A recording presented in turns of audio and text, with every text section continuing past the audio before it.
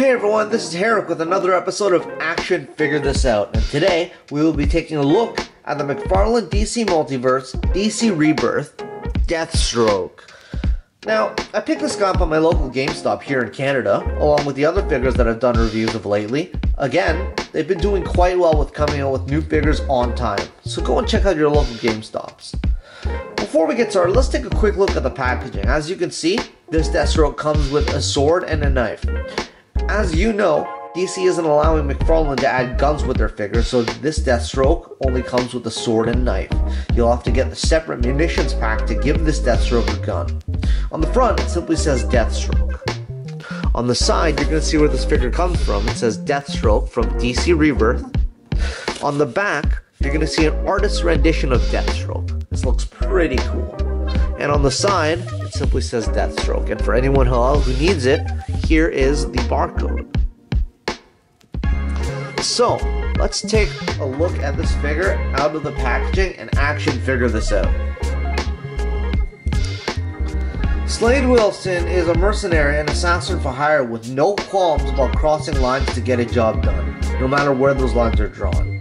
A formidable operative for the U.S. military, Colonel Slade Wilson agreed to undergo an experimental process that increases mental and physical abilities to superhuman levels. Rather than continue his career as a soldier, Slade became the masked mercenary, Deathstroke. This decision resulted in his wife leaving him and his son Joseph being permanently injured, as well as the death of his son Grant, who sought to emulate Slade. So, right off the bat, you're going to see that this is a nice design for Deathstroke. I really like the oranges. It pops. You're going to see some guns later on from the munitions pack with this guy. But as you can see, this figure only comes with a knife and a sword. There's a holster to put the knife on his ankle, and on his back there's a place where he can sheath the sword. He definitely needs some guns with him though. I appreciate the design of this figure. The fishtails on the side make him look really cool. As well, the band on his head looks great. The only thing missing from this guy is a gun holster on his leg. So, let's take a look at the articulation for this guy. So right off the bat, you're going to see he has a dumbbell joint in his neck, giving him full movement, looking up like this much, and looking down, all the way down this much. He can turn side to side, no problem. As well, he has quite a bit of tilt, as you can see. For his arms, he has a ball joint with a butterfly joint, giving him full movement, going around like this. He can go up more than 90 degrees, forward, back, full motion. He has a bicep cut, giving him full 360 motion on his arm, as you can see. He has a double jointed elbow, which allows him to go all the way back. And he has a ball joint in his wrist, giving you full rotation, this much, and he can turn his arm in and out. For a diaphragm cut, he has a cut giving him full motion side to side, forward this much, back this much, quite a bit actually, side to side. So, he also has a cut at his waist too, giving him full 360 motion this way, as well helping with bending forward, bending backwards, bending side to side. For his hips, he has the ratcheted McFarlane joints, which give him full splits. As you can see, he can kick forward this much, he can kick back this much, and he has a little bit of rotation in his thigh. He also has a double jointed knee, allowing him to kick all the way back. He can't kick his ass yet, but he can go pretty far.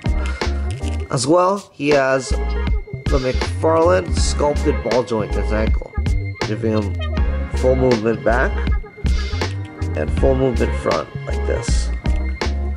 So, let's take a look at how he compares with other figures.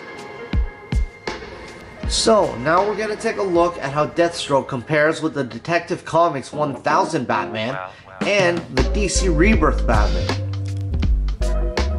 Next, we're going to see how Deathstroke compares with the Arkham Knight and the Batman from Dark Knight's Metal by Greg Capullo. Next, we're going to take a look at how Deathstroke compares with the Batman designed by Todd McFarlane and the Flashpoint Batman.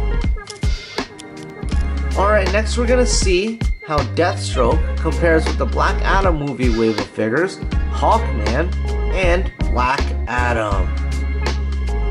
Alright, now we have Deathstroke standing next to the VHS Retro Wolverine and the Marvel Legends Herald of Galactus Thor.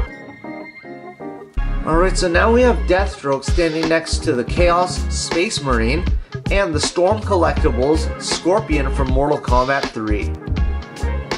Alright, so now we have Deathstroke standing next to the DC Rebirth Shazam and the Page Punchers Black Adam. Alright, so now we have Deathstroke standing next to the Mafex The Dark Knight Batman and the Thousand Toys Hellboy. Alright, so now we have Deathstroke standing next to a few Marvel Legends. We have the Retro War Machine and the AI Iron Man. Alright, so now we have Deathstroke standing next to the Commando Spawn and the Mortal Kombat 11 Scorpion. Alright, so now we have Deathstroke standing next to the Grim Knight from Dark Knights of Metal and the Walmart exclusive Azrael Batman.